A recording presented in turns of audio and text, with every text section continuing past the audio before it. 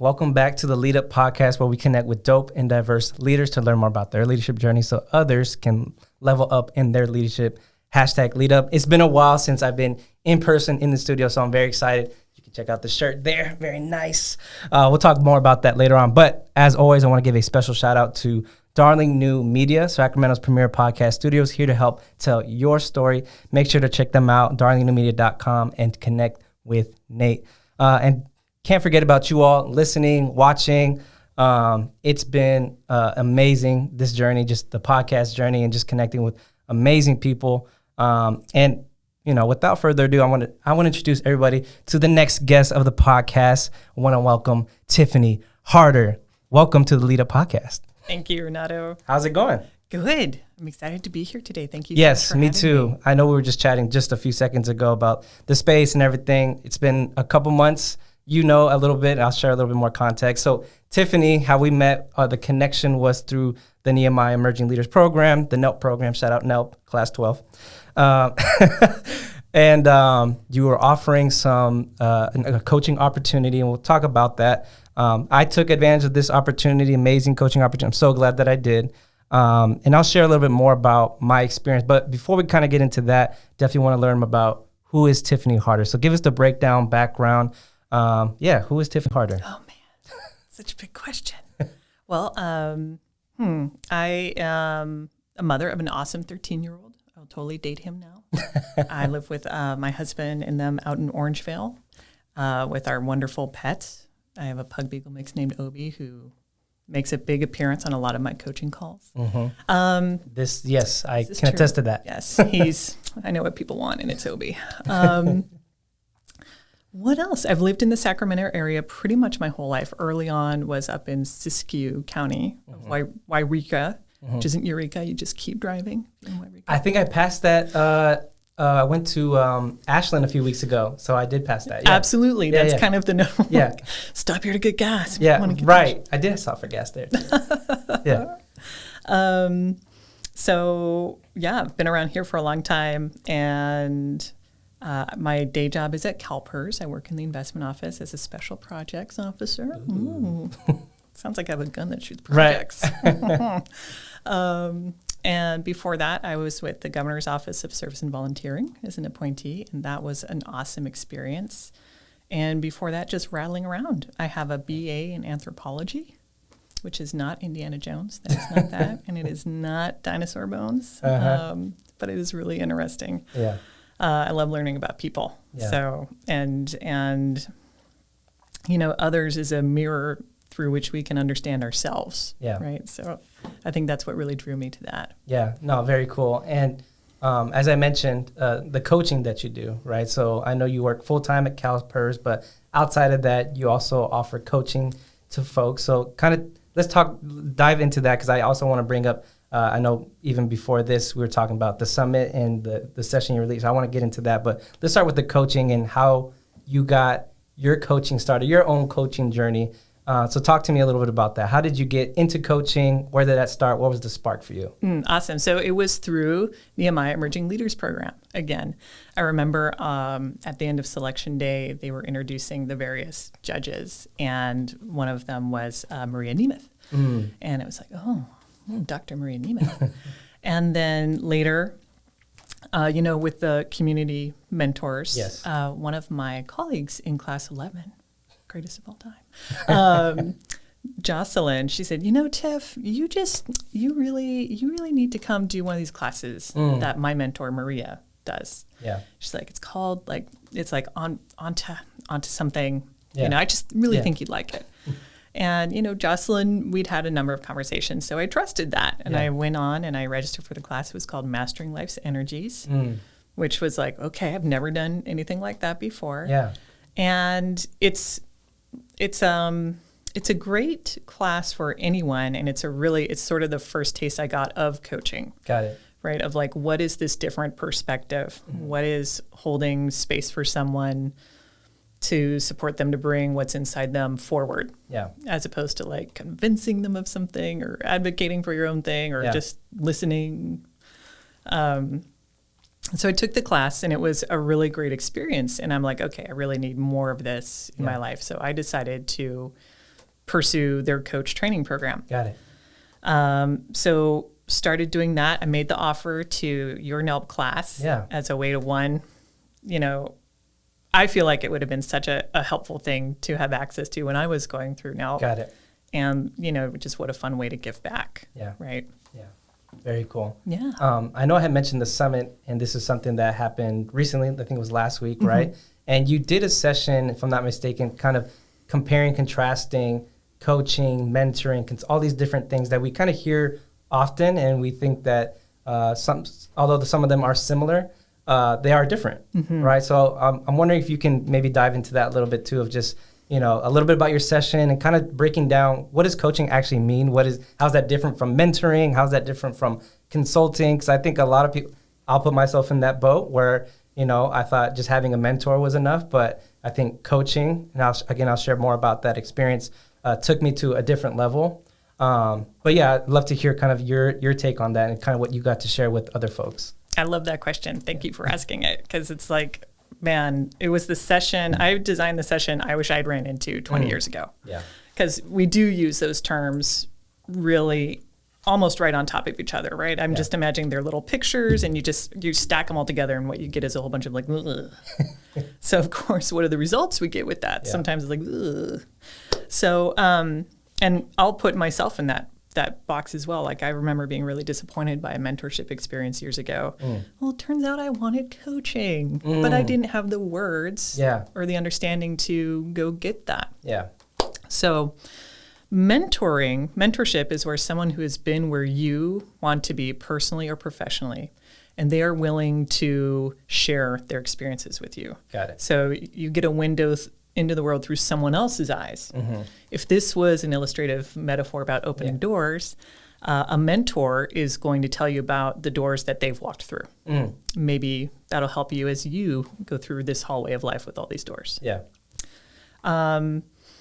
Information with mentoring is flowing from the mentor into you. Got it. You're a receiver. Some of the things that you can take away from a mentorship experience: one, new perspectives, maybe information about the unwritten rules of an environment or an industry, and maybe down the line, a champion, right? You might be cultivating a champion for you. Got it. Let's contrast that with coaching. Coaching is a partnership where coach is through dialogue. It's not just staring or writing notes. Supporting you to bring your inner voice of wisdom forward. So we get a lot of training through school and work about receiving information, but we don't get nearly as much training to be skillful at bringing our own thing forward. Yeah. So it's really about supporting the client to tap into their inner wisdom, get really clear on who they really are and what is really important to them and what contribution they want to make with their lives.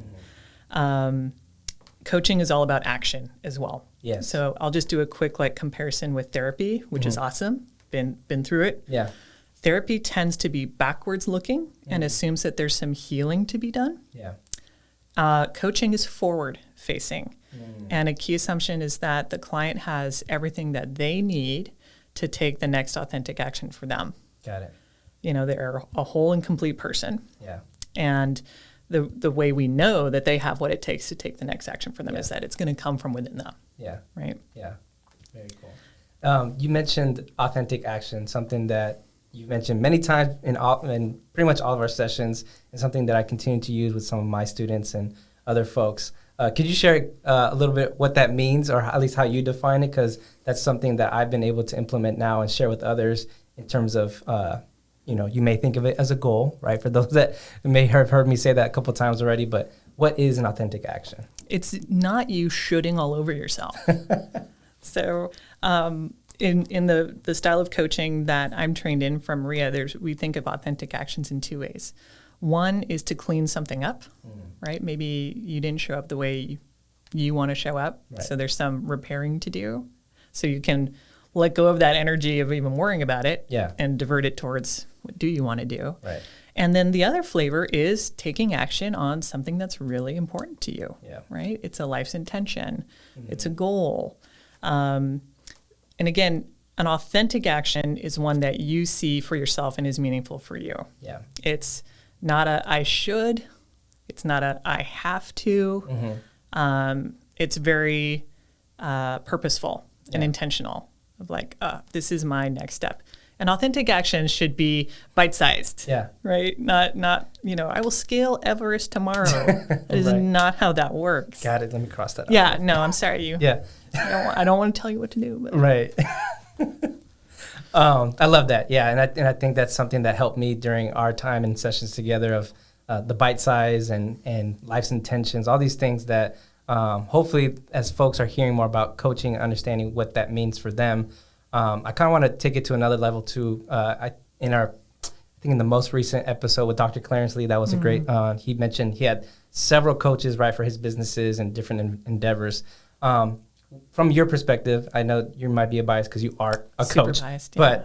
but as someone that also, before you got to the point where you are today, you also took some steps of like trying to take yourself to the next level. Why should people get coaching, right? Why is it something that I think more and more that I'm seeing, whether it's peers or people in the professions, I've asked them, and their response is like, I get coaching, right? Or they've got some sort of coaching that got them over the edge, right? So I'm curious to hear from your perspective, from your experience, just, why is it that people should pursue coaching in their lives? Another great question. So I actually want to continue that metaphor of like comparing mentoring and coaching. So if we're doing our metaphor about opening doors, the coach, coach is maybe going to ask you like, okay, what's most important for you to consider when you're choosing a door, or what do you most want to see on the other side of it? So what you can walk away from coaching with is more clarity about your own unwritten rules, right? Which, again, back to those opportunities to have those discussions, we just don't get a lot of other spaces like that, compared to training, championing, consulting, mentoring. Coaching is the only one where information's coming out of you. Yeah. And hopefully being reflected back to you so you can see it in new ways, right? And gain new perspectives. Yeah. The world around you, it's been there. It's how, it's kind of what you've primed your brain to look for. Yeah. That creates the set of possibilities. Yeah. Right? So I would encourage anyone to get coaching when they're not getting results that they want somewhere in their life. Yeah. And it's really holographic. So if you come to coaching with like a, gosh, I'm just having really a hard time with this team member. Yeah. The things that you see through coaching are going to support you to be more who you are at your best in that work situation, probably at home too, because you're you everywhere. Yeah. Another frame of coaching, the way I've heard it is, you coach the person, not the problem, right?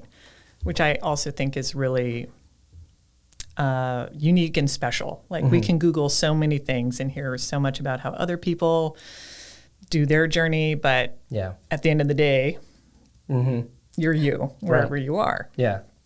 I like that you mentioned the journey. As you're continuing on this journey, coaching, how do you continue to stay sharpened? How are you, as you're taking on more clients or seeking more folks to coach, how do you kind of continue to develop and grow where you're at? Yeah, I think that's a great, you're full of great questions. I've done this a couple times. Yeah, it's not your first round. We're like on this is nice, I got to say, sorry, because usually the table is turned. She's asking me so many good questions. So this is my opportunity to ask her some great questions as well. So well played. I know, right?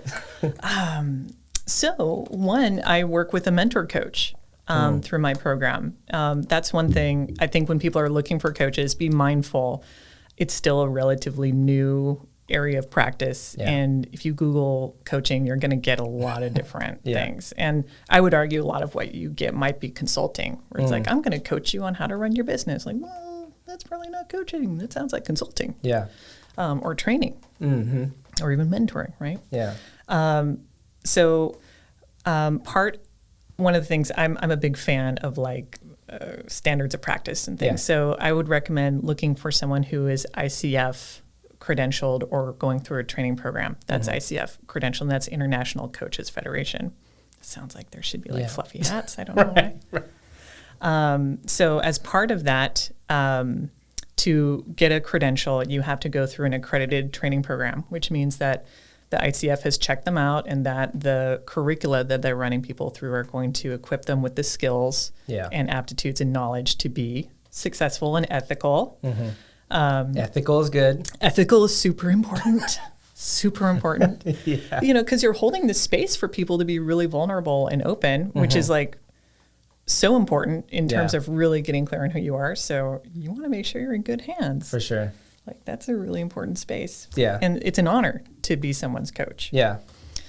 I forget what the question was. No, I just, how do you continue to develop and grow as a coach? Thank you. Yeah. So part of that program also is working with a mentor coach who can advise you and, be a sounding board and again, share their experiences.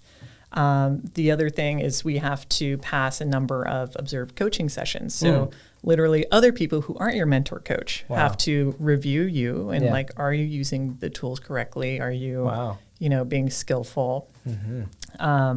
So there's that. And always being on the lookout for other courses and, frameworks and coaching, going out and doing the thing, I think is so important. Doing the thing. That's right. Yeah, doing the thing and doing the thing with different groups of people. Yeah. Right? Every coach hopefully has like a niche that they, a group of people that they would love to support. Yeah. And on the flip side, you don't know what you don't know. So working with different people is wonderful.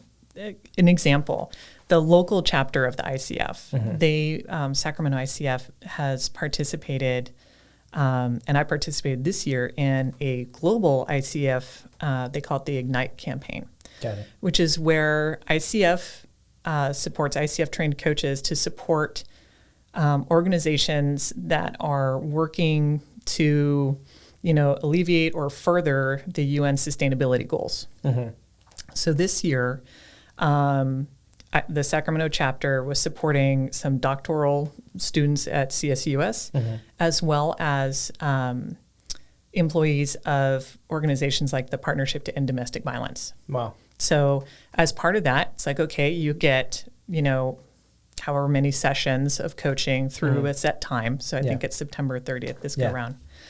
And as part of that program, we come together every month and under support of a master coach, it's sort of, they call it supervision, where it's like, okay, what have you run into? What are you seeing? What are you maybe struggling with? Right. And it was just so wonderful to hear. And it was my experience as well. A lot of these other coaches saying like, oh, I normally don't work with younger people, or I don't work with executive directors of nonprofits. So on one hand, it's different, and yet on the other hand, it's such a universal human experience. Yeah. Right? Of like, oh, is this the right decision? What do I do? Yeah. No, that's so good. Thank you for sharing that.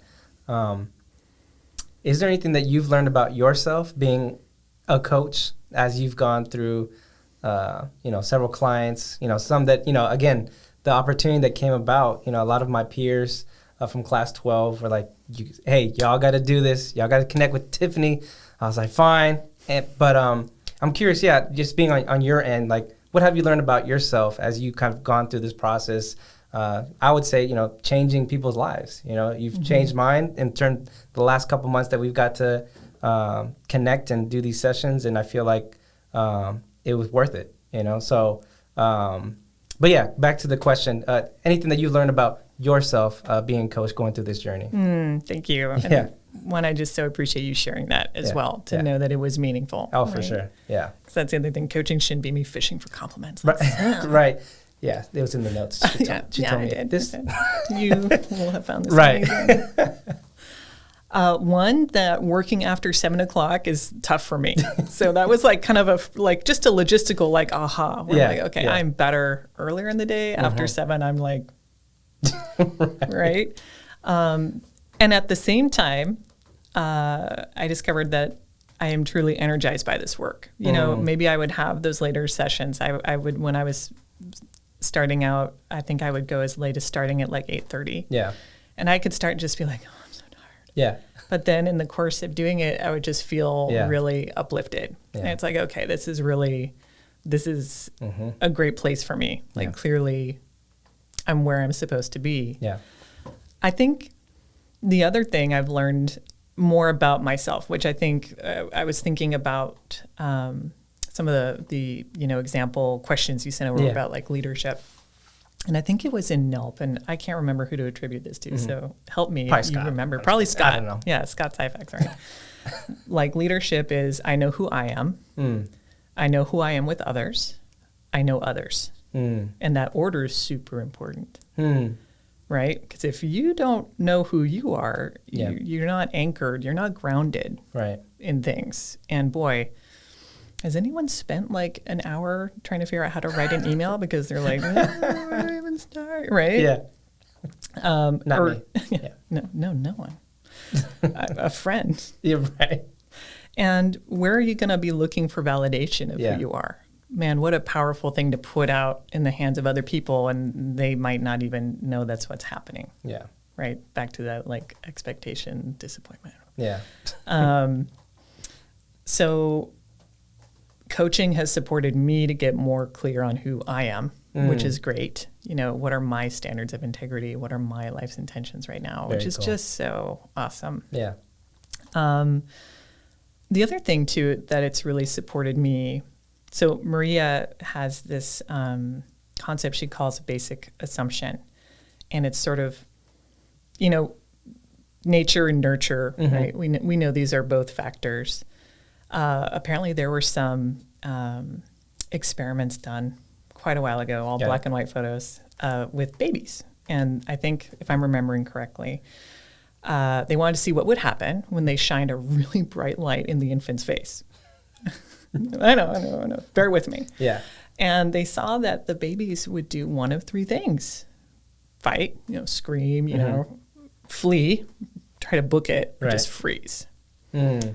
So part of Maria's work is like, well, there's part of just you were just born and you kind of have this default instinctual reaction to scary stuff, like a stranger blasting you with light as a child. Right.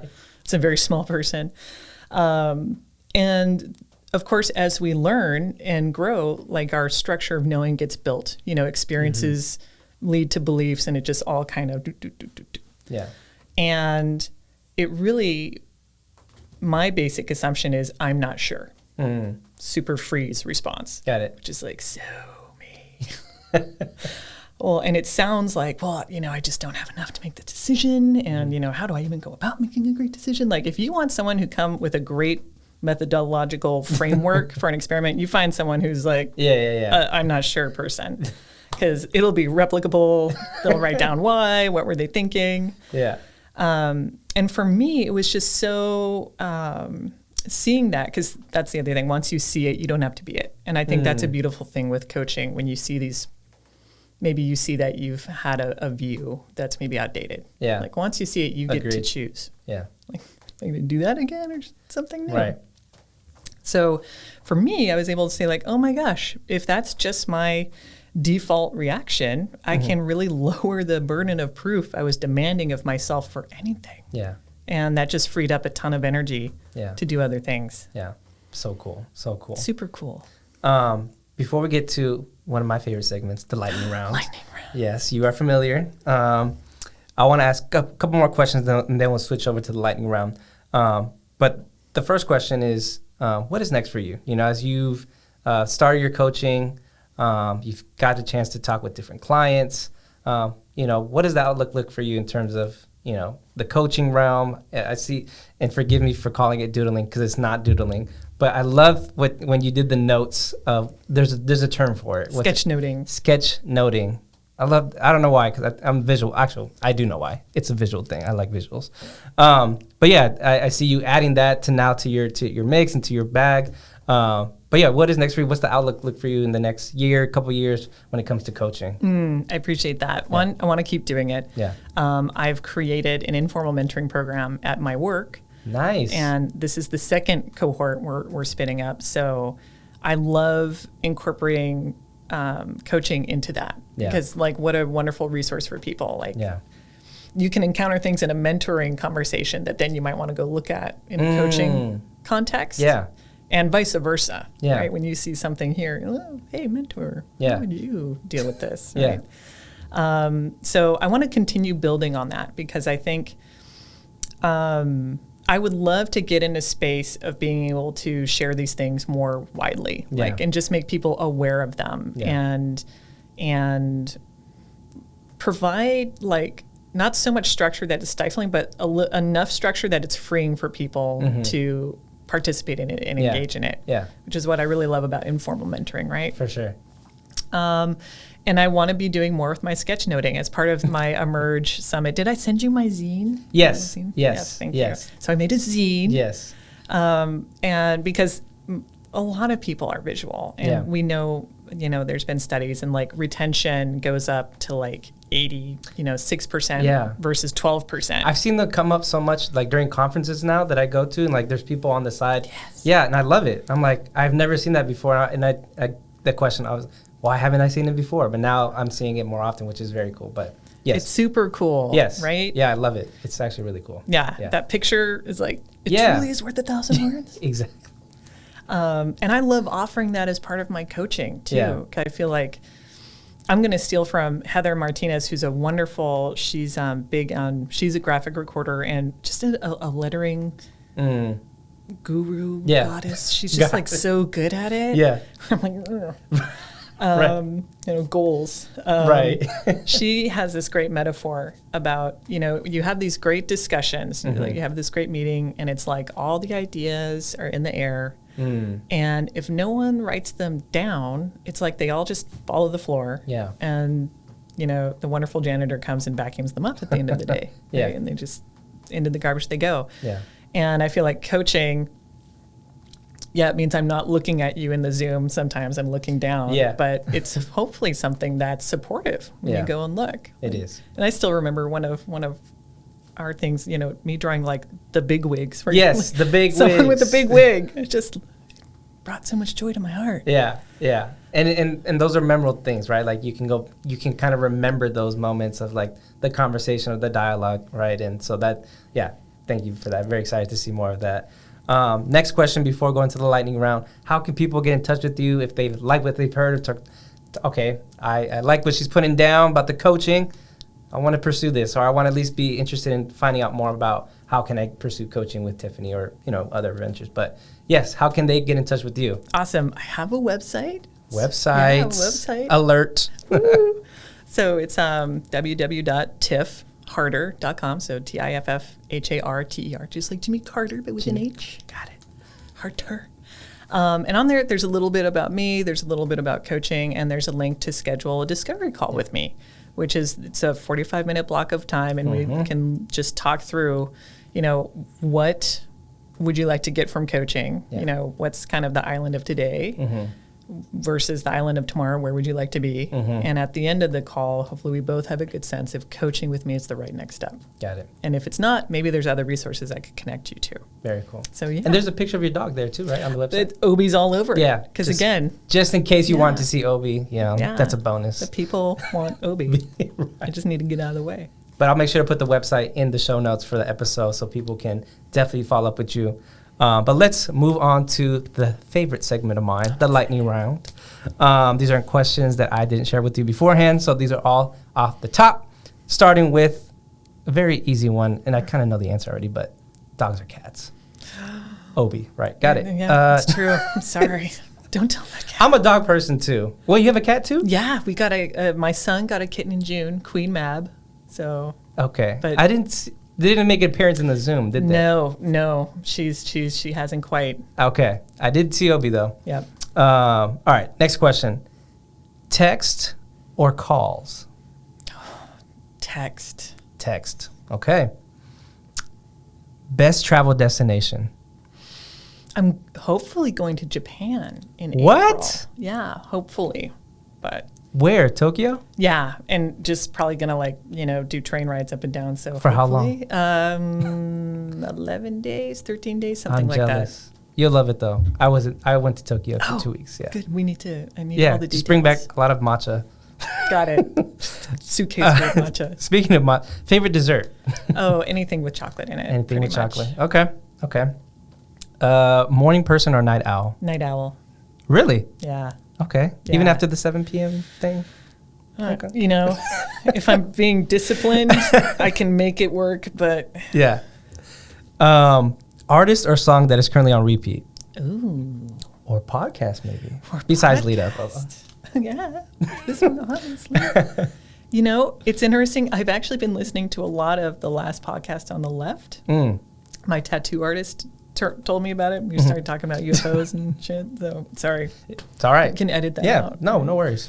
And so that's just been really interesting because they really dive into all sorts of bizarro things. What's it called? It's Last Podcast on the Left. Got it. Last podcast on the left. So they do true crime. They do like weird, like I learned a whole bunch about the Black Plague I didn't know. Huh. Oh, yeah. So it's sort of edutainment. Got it. Do you have to be getting a tattoo while you're listening to it? No. Okay. It's not required. Got it. Perhaps Okay. just encouraged. Okay.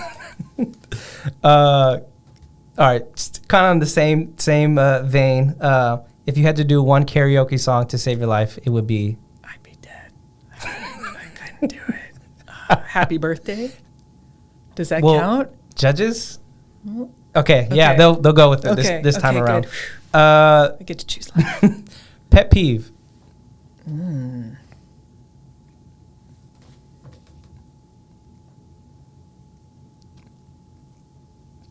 If you have one. I do. She's I thinking do. really hard. I do. When you call a meeting and you're not clear about what the meeting's about. Oof.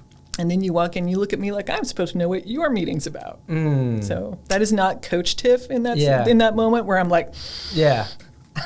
But it is sort The of old like, Tiff would say. just we all have our days where it's just sort of like. What's her name? The actress. My gosh, it's a GIF where she's just like disappointed and she just like walks away. Do you know what I'm talking about? No. Okay. But GIFs are hopefully, amazing. hopefully you can get a GIF in here. All right, a couple more here. In your high school yearbook, you were most likely to Oh, I don't know. schedule a meeting without and just agenda. without an agenda to just talk and talk. Something that most people wouldn't know about you.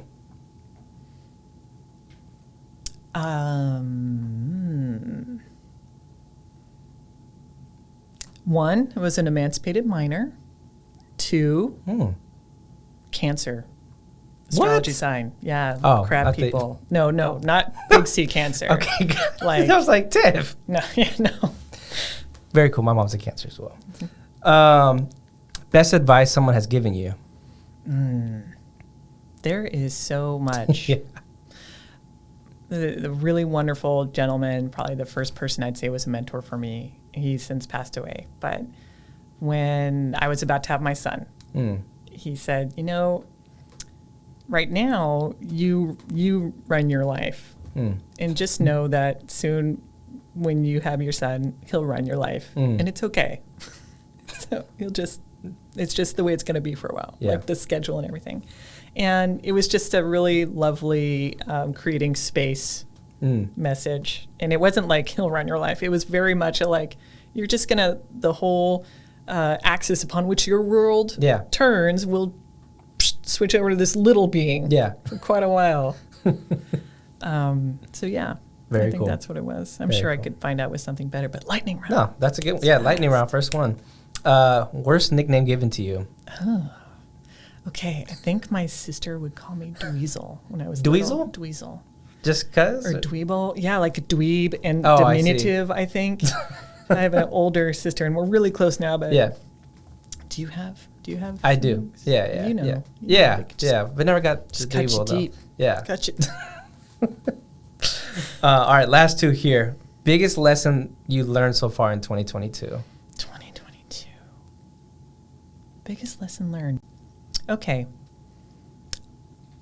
I don't know if it's as much of a lesson learned as much of a like really seeing it and trying to put it into practice, but it's really looking at like my current day job. And I think everyone should do this wherever your bread is buttered. bettered. What changes can you make so that you're doing more of what interests you? Because when we show up and we're really interested in what we're doing, it's just such a better experience for everybody. Yeah. You know, years ago, I would have been the person who's like, yeah, no, I don't think you should get to choose. You just need to, if they ask, you need to do it. And there are times and places for that. For sure. But just there's so much more latitude than I've given myself in the past, just in ways of seeing. Yeah. You know, it's not like, oh, do what you want, but it's just, it's a way of seeing and advocating for myself. Wow. Yeah. Wow, that was really good. Oh, thank you. Yeah, thank you. I want to, no, let's keep Snatch going. Victory from the jaw of defeat here. Like. All right, last one. Every leader needs what?